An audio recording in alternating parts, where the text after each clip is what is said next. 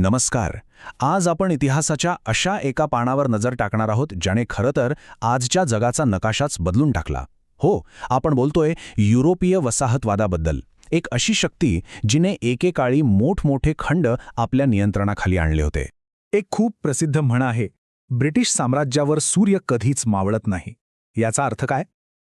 तर विचार करा, या साम्राज्याची व्याप्ती इतकी प्रचंड होती की जगाच्या कुठल्या ना कुठल्या कोपऱ्यात दिवस असायचाच. म्हणजे एका टोकाला रात्र झाली तर दुसऱ्या टोकाला असलेल्या त्यांच्या वसाहतीत दिवस उगवलेला असायचा. ह्या एका वाक्यातूनच त्या साम्राज्याची जागतिक पकड आपल्या लक्षात येते.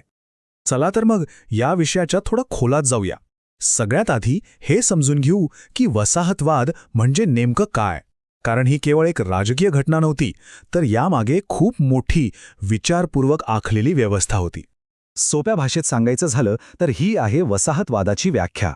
म्हणजे कसं तर इंग्लंड, फ्रान्स, पोर्तुगाल, स्पेन यांसारख्या ताकदवान देशांनी काय केलं तर आशिया आणि आफ्रिकेतल्या देशांवर हळूहळू आपलं वर्चस्व मिळवलं आणि तिथे आपल्या वसाहती स्थापन केल्या.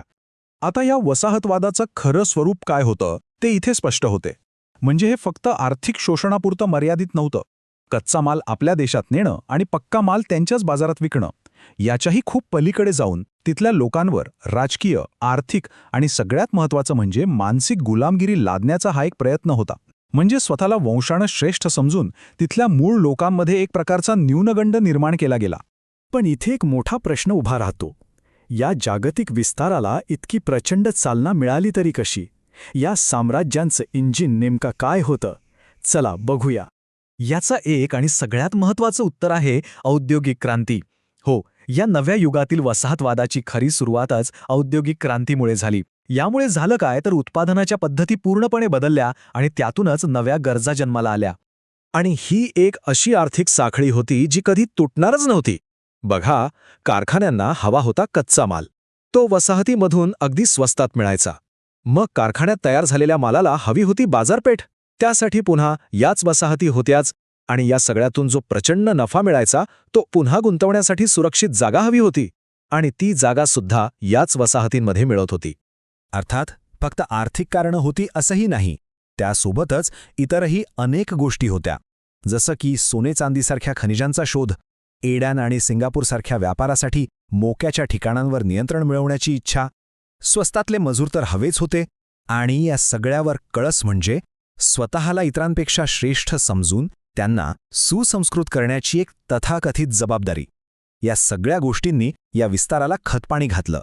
ठीक आहे, तर मग आता पुढे जाऊया आणि पाहूया की हे साम्राज्याचं इंजिन वेगवेगळ्या खंडांमध्ये प्रत्यक्षात कसं चालवलं गेलं.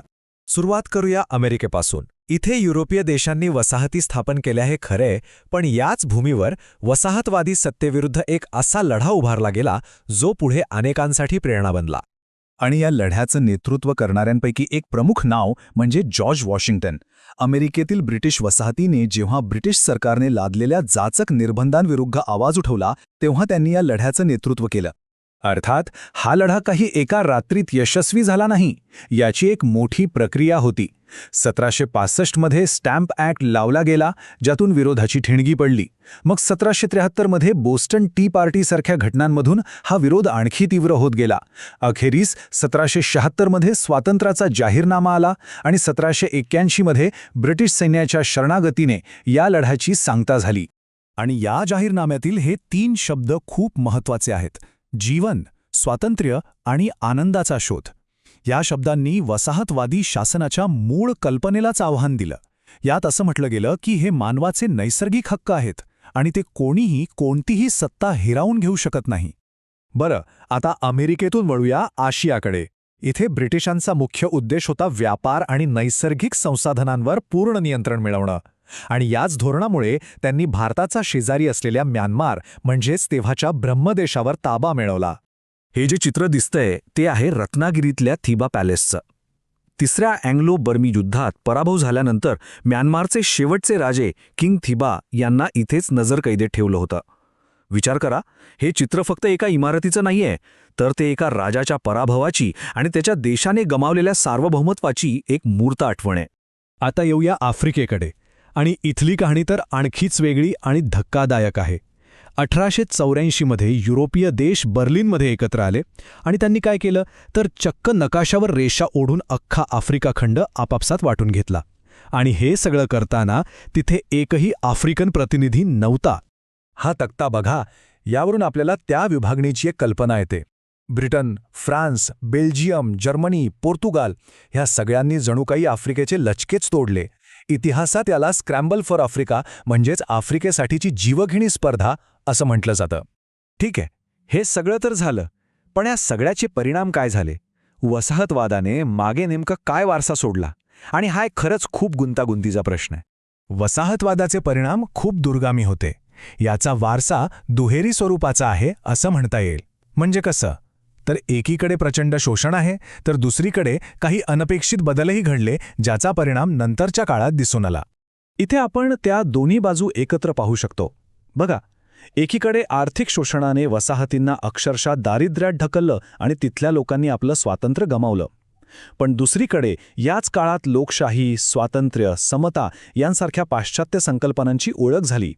आणि गंमत म्हणजे याच संकल्पनांमधून प्रेरणा घेऊन पुढे याच देशांमध्ये स्वातंत्र्य चळवळी उभ्या राहिल्या. आणि जाता जाता हा एक विचार करण्यासारखा प्रश्न मागे ठेवतो. त्या काळात युरोपियन लोकांनी नकाशावर ज्या कृत्रिम रेषा ओढल्या, त्या रेषांनी आजच्या जगातील अनेक देशांच्या सीमा आणि त्यांच्यातले संघर्ष कसे घडवले असतील याचा विचार नक्की करायला हवा. www.testwiser.com. Testwiser is a digital learning platform designed for students to prepare for board and competitive exams, offering chapter-wise tests and full-length mock tests. Study material like video, PDF notes, DPP, MCQ, theory, and most important, Maharashtra engineering admission counseling across multiple domains.